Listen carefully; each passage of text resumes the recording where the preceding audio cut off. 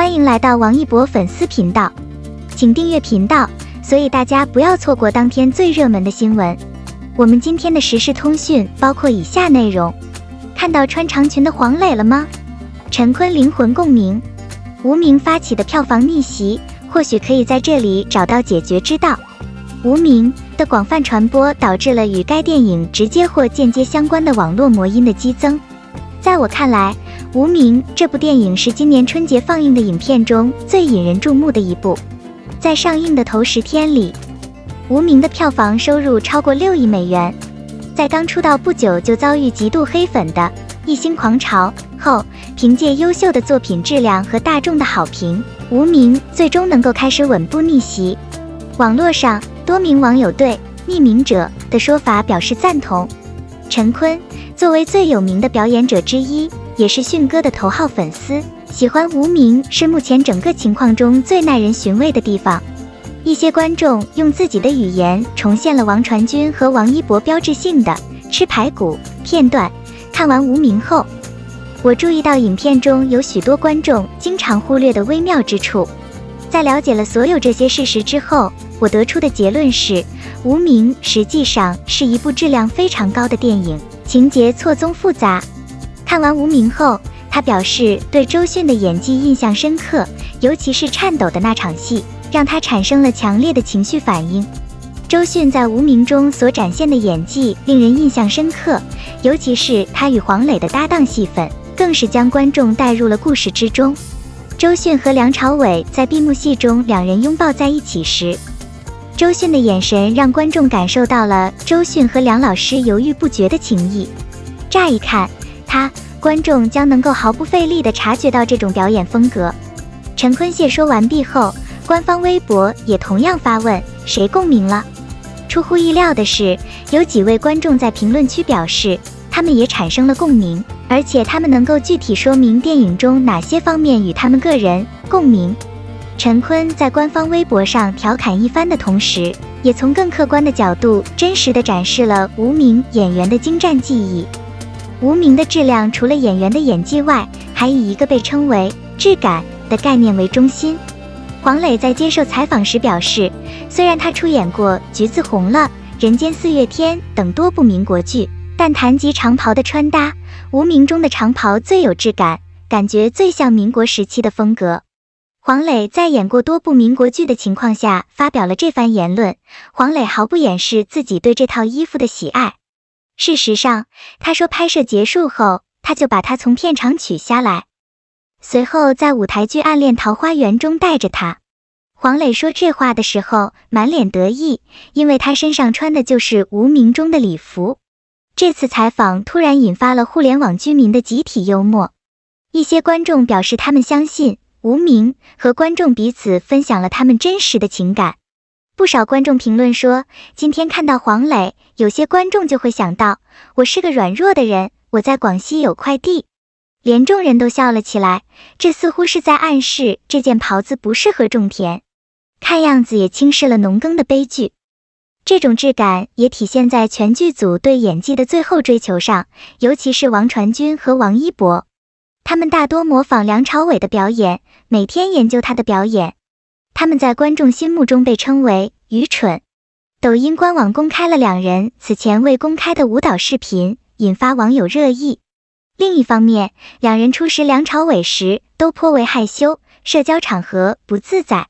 他们不知道该做什么动作，不知道该坐着还是站着。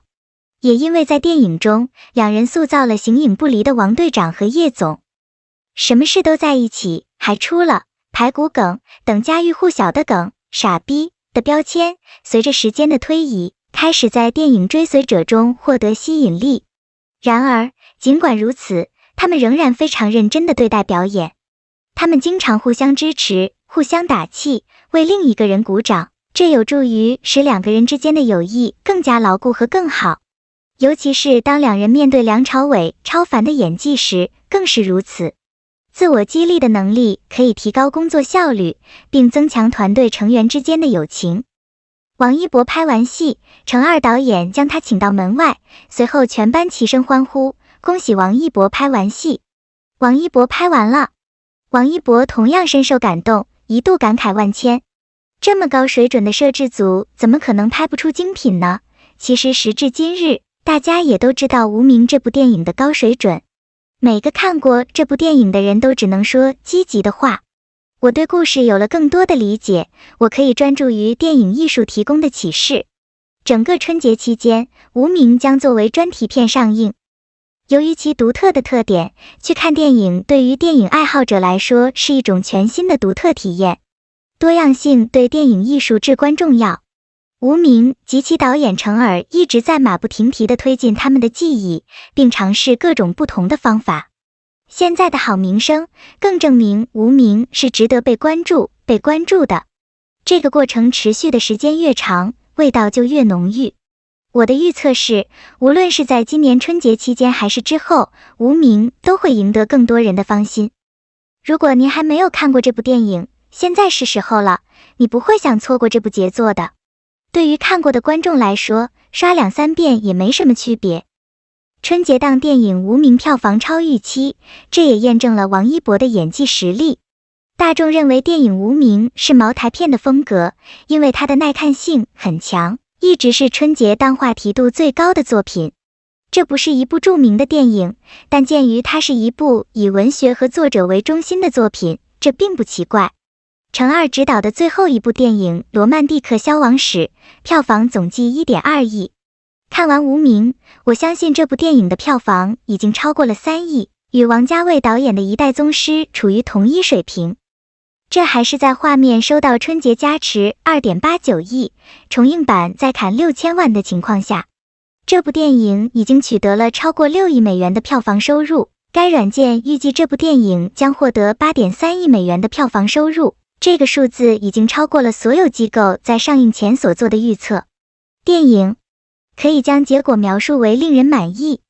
有机构表示，这部不明影片的票房表现不及前2部商业大片，但是只有在考虑到这2个方面时，相似性才成立，否则它被认为是流氓行为。别的不说，先来看看奥斯卡期间在北美获得奥斯卡奖的影片。您可以查看最优秀的奥斯卡提名者和获奖者在您所在地区的票房收入。绿皮书名声在外，本土8500万，这已经算高的了。水形物语6300万，聚焦4500万，月光男孩2700万，屌人4500万，为奴12年5600万为有无间风云、逃离德黑兰这些偏商业性质的电影，票房成绩才达成破亿。所以相比之下，贫民窟的百万富翁本土 1.41 亿，美丽心灵 1.7 亿的成绩有多么可贵。这还是只是获奖的电影，那些冲奥片、文艺电影的成绩就更加参差了。今年冲奥电影瞬息全宇宙北美票房7000万，已经是出品方 A24 的最高票房了。我倒不是说无名跟这些奥斯卡佳作可以相比，说明我们的市场包容性很强，观众对作者的电影和未完成的文学作品的接受度也相当高。此外，它表明我们的市场具有很强的包容性。好莱坞电影业高度发达，竞争激烈，不再依赖单靠票房理论，是实现这一目标最重要的事情之一。有拍这种电影的电影人，也有拍那种作品的电影人。包容性和多样性都是非常强大的概念。2023之所以成为最强春节档，不仅是因为市场，更是因为7部电影的类型学极其优秀。这也是为什么2023年是最强春节档。科幻小说、悬疑小说、幽默小说、动画小说以及文学和艺术的类型都被分成几类，试图找到共同点，同时仍然保留差异的空间。合家欢的嘉年华和小品电影竞争激烈，但无名脱颖而出。凭借其富有创意的镜头语言、简洁而深刻的台词和对话，以及所有演员出色的演技，他在春节档上映的商业片中大放异彩。其中，流量明星王一博更是备受关注。影片中有很多让人惊喜的高颜值演技，而影片上映后，不少观众表示对王一博的演技有了更进一步的看法。此外，不少观众表示对王一博的演技有了更进一步的看法。观众甚至呼吁王一博填补了传统上只注重演技而忽视故事意义的中国电影的真空。感谢您观看视频，请订阅我们的频道以支持我们。